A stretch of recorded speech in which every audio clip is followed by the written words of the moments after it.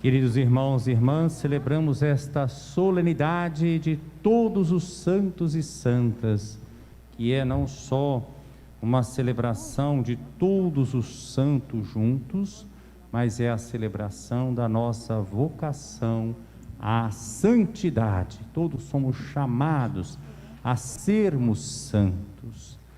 Ser santo deve ser a meta da nossa existência, porque Deus é santo. E ser santo é participar da vida de Deus.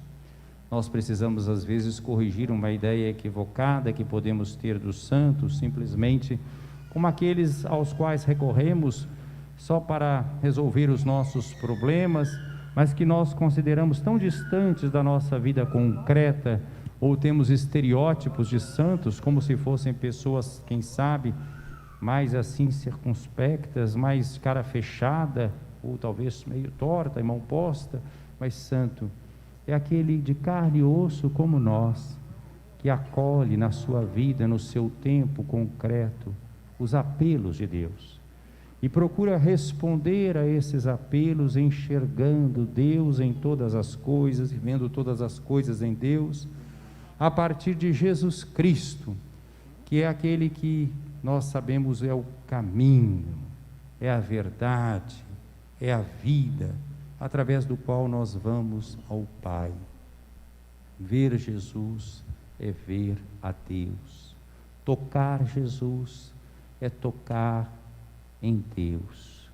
Então, meus queridos irmãos, os santos são não só esses que foram ao longo da história da igreja canonizados, reconhecidos oficialmente como santos e elevados à glória dos altares, mas uma multidão imensa de pessoas que viveram de forma coerente com a fé professada, com o batismo recebido, pessoas com as quais nós podemos ter convivido.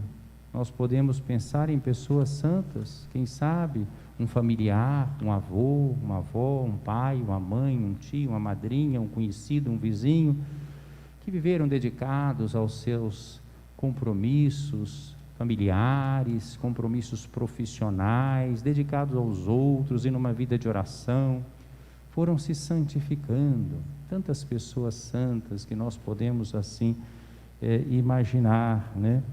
Então nós queremos celebrar essa graça, mas não é só uma conquista de cada pessoa, não, é antes de tudo um dom, uma graça de Deus, porque é um apelo que Ele coloca para todos nós, e que nós podemos acolher de forma mais generosa ou não. Quem acolhe de forma generosa vai se santificando. A santificação é um processo. E hoje então nós temos esse olhar retrospectivo de gratidão por tantos santos e santas, canonizados ou não. Nós temos um olhar que se dirige ao futuro, à meta da nossa existência. Nenhum de nós tem neste mundo morada permanente. Celebramos agora 2 de novembro a comemoração litúrgica dos fiéis defuntos, à qual esta celebração de todos os santos está profundamente ligada, porque a santidade, a vida junto de Deus é a nossa meta. Vocês já imaginaram a festa que vai ser no céu? Esperemos que todos lá estejamos, né? Quando nós encontrarmos com estes santos, com os quais nós assim também nos relacionamos na nossa caminhada. Podem ter vários santos aí de predileção. Já pensou a gente conviver lá com São Pedro, com São Paulo, com os mártires, com São Francisco de Assis, uma Santa Clara, uma Santa Teresa de Ávila, uma Santa Teresinha, né? Vocês podem pensar nos santos de devoção de vocês, os mais variados aí, né, até os tempos contemporâneos, e que alegria que vai ser, né? E não só esses outros que eu falei que não foram canonizados, mas todos porque estaremos na presença de Deus. Então é a meta da nossa existência. Na festa de todos os santos o olhar é retrospectivo, mas é também em relação ao futuro, o que nos aguarda. Nós não temos morada permanente aqui. Quando a gente tem essa visão, a gente olha realmente para a realidade presente como ela é, e não como muitas vezes nós a idealizamos ou nos apegamos a ela, agarrando como se ela fosse o nosso tudo. A diferença de que tem olhar de fé e quem não tem é essa. Para quem tem olhar de fé, sabemos que nós usamos das coisas que passam para abraçar as que não passam. Para quem não tem um olhar de fé, agarra isso aqui porque não sabe que vem. Não tem outra esperança. Por isso são, muitas vezes, egoístas, ambiciosos. E por isso, às vezes, pisam nos outros, porque pensam que é só isso aqui. E aí, a pessoa que vive assim vai ter o que tem, o que conquistou, o que escolheu, né? Então, Jesus está nos mostrando um outro caminho de santidade, que passa pelas bem-aventuranças. Então, o nosso olhar se dá em relação ao passado, ao futuro e ao presente, a santidade presente, que nós somos convidados a buscar pela graça de Deus, nos empenhar nesta vida, com todos os dons que Deus nos deu, com o tempo que Ele nos concede. Você sabe que nesse ponto aí nós temos uma vantagemzinha em relação aos santos que já estão na glória, né?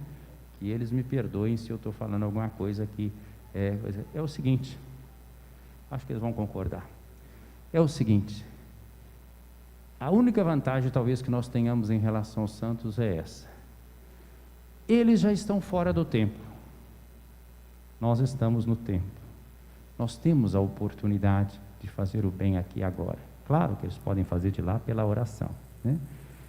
Mas eu acho que eles até gostariam de estar um pouquinho aqui, do jeito que eles amam a Deus, para estar fazendo o bem, evangelizando, ajudando as pessoas. Nós temos esse tempo, e às vezes nós perdemos esse tempo. Então eu queria sublinhar o aspecto presente, que nós não devemos deixar passar, né? Santo Agostinho dizia assim: eu temo a Deus que passa e não volta mais. Quanto tempo a gente perde? É só olhar para a nossa vida. Eu, quando olho para a minha vida, quanto bem poderia ter sido feito, quanto bem a gente pode fazer. Vamos aproveitar o tempo que Deus nos dá de vida, de saúde, de oportunidade de encontro, de servir, de amar, para fazer o bem. A vida é tão breve, e a única coisa que vai ficar da vida é esse bem que a gente faz, né? Então essa é a nossa vantagem em relação ao santo. Nós estamos com tempo para fazer isso, né? O deles já terminou, eles fizeram e fizeram muito bem, já estão na glória, mas nós ainda temos este tempo, né? Então vejam esses textos belíssimos de hoje. Eu nem posso entrar em todos os pormenores, mas na primeira leitura, João no Apocalipse nos dá uma visão muito bonita daqueles que são marcados pelo selo de Deus, e se fala de um número, 144.000. É bom dizer isso sempre, porque nesses tempos, às vezes, de leitura fundamentalista da Bíblia, tem gente que entende mal esse negócio. Não são 144.000 vagas no céu não, viu? Porque se fossem, vamos falar a verdade, nós já estamos sobrando, porque certamente já tem 144.000 que já ocuparam, né? Então, vejam bem, não é isso. 144.000 é um número simbólico, é 12 vezes 1.000, são números perfeitos. Significa que o desígnio de Deus é um desígnio de perfeição, é uma vontade salvífica universal. Deus quer que todas as pessoas se salvem. Vocês veem que falou aqui, todas as tribos, línguas, nações, é universal. Fratelli tutti, como diz o Papa Francisco, todos, né? Uma multidão, 144.000, portanto, é um número perfeito, né? Erram feio aqueles que estão contando, né? Então estão fora. Tem gente que gosta de contar quem está fora, né? Não tem margem para isso aqui na Bíblia, sabe? Depois, inclusive, o texto fala assim: depois veio uma multidão imensa, que ninguém podia contar. Então estão vendo como é que o número de 144.000 também é explicado pelo que vem depois? Santo Agostinho já ensinava isso, muitos antes desses métodos mais modernos de exegese e hermenêutica. A Escritura se explica por si mesmo, confrontando um texto com outro texto, né? Então, uma multidão imensa, que ninguém podia contar, trajavam vestes brancas, traziam palmas na mão, né? E estão proclamando o louvor de Deus. E depois aquele ancião conversa com João e fala: quem são esses? E João responde: o senhor é que sabe. E o ancião então vai dizer: Estes são aqueles que lavaram e alvejaram as suas vestes no sangue do Cordeiro. Todos nós sabemos que se uma veste for lavada no sangue, ela fica manchada, né? Mas aqui é o sangue do Cristo, o Cordeiro sem mancha. É a graça de Deus que vem pela paixão, pelo amor do Cristo por toda essa humanidade. Então, aqueles que são purificados pelo amor, quando se descobre esse amor do Cristo, como eu estava dizendo no início, então a vida se torna uma vida doada e, portanto, uma vida que permite circular a santidade, a caridade que vem de Deus. É uma vida de santificação. Essa é a geração dos que procuram o Senhor, né? Como disse o Salmo. E na segunda leitura, primeira carta de João, João fala de algo muito bonito. Vede que grande presente de amor o Pai nos deu, sermos chamados filhos de Deus. Nem sempre a gente presta atenção nisso, é uma coisa muito grande. Filhos de Deus. Jesus é filho por natureza, nós somos filhos por adoção, por graça. E João insiste, e nós o somos. Não é só um título assim, exterior, uma formalidade, nós o somos. Se o mundo não nos conhece, é porque não conheceu o Pai. Desde já, caríssimos, somos filhos de Deus, mas nem sequer se manifestou o que seremos. Estão vendo aí o futuro? Somos filhos, sim, já que agora, nesse mundo, nessa história, mas aquilo que nós seremos ainda não se manifestou. Sabemos que quando Jesus se manifestar, seremos semelhantes a Ele, porque o veremos tal como Ele é, né? Então aqui fala da virtude da esperança e dessa caminhada para o Senhor. Quando Ele vier na sua glória, então nós participaremos dessa filiação com todo o seu esplendor. Mas agora é o tempo desse caminho que o Evangelho nos apontou, o caminho das bem-aventuranças. Nós não temos outro programa de vida senão esse das bem-aventuranças. Foi o caminho que Jesus trilhou. As bem-aventuranças não são um mero conselho moral, é a vida de Jesus. Ele viveu isso aqui. E os seus devem viver o espírito das bem-aventuranças. Quem não vive o espírito das bem-aventuranças, não busca viver, pelo menos, não sabe ainda o que é ser discípulo missionário de Jesus. Pode até se dizer cristão, mas ainda não percebeu realmente o cerne do seguimento de Jesus. Quando nós estávamos entrando no novo milênio, o Papa São João Paulo II escreveu um documento muito bonito, Novo Milênio Ineunte, uma exortação, depois da celebração do ano 2000, depois de rememorar toda a beleza da celebração do ano 2000, a preparação, a realização, ele então lançou o seu olhar para a frente. Ele começou até com um texto do Evangelho de Lucas, capítulo 5, Duc in altum, né? Vamos lançar as redes para águas mais profundas, né? Então ele olhando para o futuro, para o terceiro milênio, no qual nós já estamos, hein? E ele dizia assim, então agora vamos considerar algumas prioridades pastorais.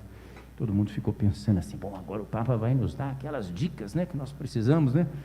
E ele começou a elencar essas prioridades. E lá ele começou, a primeira que ele colocou, a santidade. Precisamos retomar, dizia São João Paulo II, o capítulo 5 da Lumen Gentium, que é o documento do Vaticano II sobre a igreja, né? Documento belíssimo, que são 8 capítulos, nós podemos comparar com as 8 bem-aventuranças, e no 5º capítulo se fala da vocação universal à santidade. Todos somos chamados à santidade. Precisamos retomar esse capítulo, dizia São João Paulo II. E agora, mais recente, o Papa Francisco, na sua exortação Gaudete et Exsultate, que inclusive nós usamos no Jubileu de Fátima como tema do nosso jubileu, ele tem como justamente inspiração essa página do Evangelho que foi aqui proclamada, as bem-aventuranças, como nós somos chamados a vivê-las nas situações concretas da nossa vida. É o caminho da santidade. Ser santo, seguir Jesus, amar, não é uma postura romântica idealizada, mas é uma postura de encarnação da vida, na história concreta, nas pessoas com as quais nós estamos nos relacionando. É o amor concreto. Bem-aventurados os pobres em espírito, porque deles é o reino dos céus. Aqueles que colocam toda a sua confiança em Deus. Bem-aventurados os aflitos, porque serão consolados. Interessante, os pobres em espírito já fala que deles é o reino dos céus, é no presente, já é. ele já começa a descobrir algo aqui agora da novidade, que será plena depois, mas já começa a experimentar aqui. Depois os outros são para o futuro. Os aflitos serão consolados, os mansos possuirão a terra, os que têm fome e sede de justiça serão saciados. Mas Jesus diz que eles são felizes, todos estes. Quer dizer, os inconformados com as injustiças deste mundo, com os estreitos limites em que nós vivemos muitas vezes, neste mundo cheio de ambiguidade, de mistura de bem e mal, de injustiça. Bem-aventurados os misericordiosos, alcançarão misericórdia, os puros de coração verão a Deus. É a castidade, mas é mais do que a castidade, é a maneira como nós olhamos o mundo, com o olhar de Deus, com essa pureza. Então nós passamos a ver Deus, vemos Deus nas pessoas e nas coisas, e vemos as coisas e as pessoas em Deus, né? Isso é que é ser puro de coração. A castidade está aí dentro também, é uma parte, mas isso é mais, ser puro de coração é mais do que a castidade ainda, né? Bem-aventurados que promovem a paz, porque serão chamados filhos de Deus. Os que são perseguidos por causa da justiça, porque deles é o reino dos céus. Bem-aventurados sois vós, quando vos injuriarem, perseguirem, mentindo, disserem todo tipo de mal contra vós por causa de mim. Alegrai-vos e exultai, porque será grande a vossa recompensa nos céus. O título do documento do Papa Francisco é justamente esse: alegrai-vos e exultai, gaudete et exultate, em latim. É isso, alegrai-vos e exultai, é tirado daqui. Vocês estão vendo que não é romântico, porque está falando de perseguição, está falando de calúnia. Vocês estão vendo que esse é o caminho. Mas isso é uma grande verdade, meus irmãos, e é uma graça descobrir isso. E é uma graça viver assim. Eu não vou repetir a partilha que fiz ontem aqui, a respeito da experiência lá, recente, de sexta-feira, lá em Bento Rodrigues, celebrando com a comunidade, 6 anos depois do rompimento da barragem. Mas ali tinha pessoas que estavam vivendo esse espírito, confiando totalmente, pessoas que estavam rezando, confiando só na graça de Deus, pobres em espírito. Gente que disse assim claramente: eu nunca quis ser rico, eu não quero mansão, não quero isso que a empresa está querendo oferecer no Novo Bento, eu quero aqui viver no meu pedaço, na minha vida simples, né? E retomar suas atividades e de partilha, de gente que nos chamou para tomar um café, naquela pobreza e naquela situação que nem luz tinham, porque a empresa cortou a luz de propósito para eles não irem lá, naquilo que era deles, né? Mas eles arrumaram o seu jeito, ali com suas baterias de carro e tal, tinha uma luzinha, e nos entregaram os primeiros frutos da terra, com todas essas dificuldades. O acesso está difícil, a estrada está ruim, não tem luz para ninguém ir lá, mas a gente foi, celebrou, não com luz como estamos aqui, não, precisou de gerador. Vocês estão pensando que as coisas são facilitadas? Não são, não, mas a alegria do povo, o desejo de partilha. Eu recebi lá uma cestinha, tinha lá os biscoitinhos feitos lá, tinha o vinho de jabuticaba que eles sempre fizeram, agora fizeram de novo com os frutos da terra, depois de tudo que passou, para mostrar que aquela terra é fértil, que dá para morar lá, ao contrário do que quer dizer a empresa, né? Que cercaram tudo, e enquanto isso, enquanto ninguém podia entrar, eles iam, outras pessoas, não sei, saqueando tudo. As madeiras antigas, um povoado de 300 lugares, as telhas, né? E é crime atrás de crime, se a gente fosse descrever. Quando a gente fala que é criminoso, não tem nada de exagero, não, é crime mesmo, né? Ontem eu relatei alguns fatos, mas eu não vou repeti-los hoje, de fatos da vida das pessoas. Mas essas pessoas viveram essa experiência, a alegria desses pobres e simples assim. Alegria, por exemplo, hoje na missa lá em Nova Viçosa, terminou a missa, um dos avisos da missa era: gente, olha, a nossa horta comunitária, que está lá do lado do nosso centro de pastoral. Então, para falar agora da nossa paróquia, está uma horta bonita, que o pessoal fez lá, tudo sem agrotóxicos, uma beleza. Olha, nós estamos aqui, recolhemos a produção, quem quiser depois da missa, pode passar lá, R$1, leva o que quiser, né? Só para não dizer, porque não tem para dar para toda a comunidade. Então, quem puder comprar com R$1, leva, tudo verdura bonita, pessoal, é a partilha, né? e tudo com senso comunitário. Vocês estão vendo? São as bem-aventuranças. Quando as pessoas descobrem isso, né? Tem tantas experiências por aí, né? Citei lá Bento Rodrigues, nessa situação dramática, citei essa outra aqui mais tranquila. Tem situações ainda, existem, viu? Lugares aí que eu já visitei, que o pessoal chegou a construir casa, ainda casa assim, sem porta, trancada. Em outros tempos em Viçosa já teve isso, hoje é impossível, né? E em outros lugares também, né? Mas, e assim por diante. São lugares onde está sendo vivido o espírito comunitário das bem-aventuranças, da fraternidade, da partilha. É uma alegria, não é riqueza, não é acumulação, né? Mas é solidariedade, é saber viver realmente, é saber acreditar em Deus.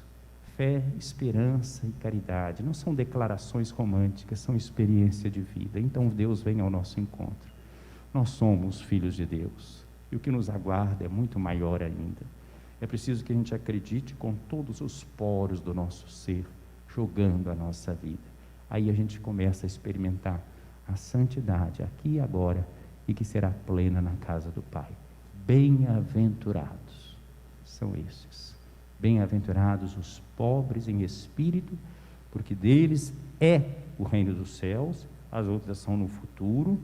E depois, lá no finalzinho, vem: bem-aventurados que são perseguidos por causa da justiça, porque deles é, de novo, já no presente, o reino dos céus.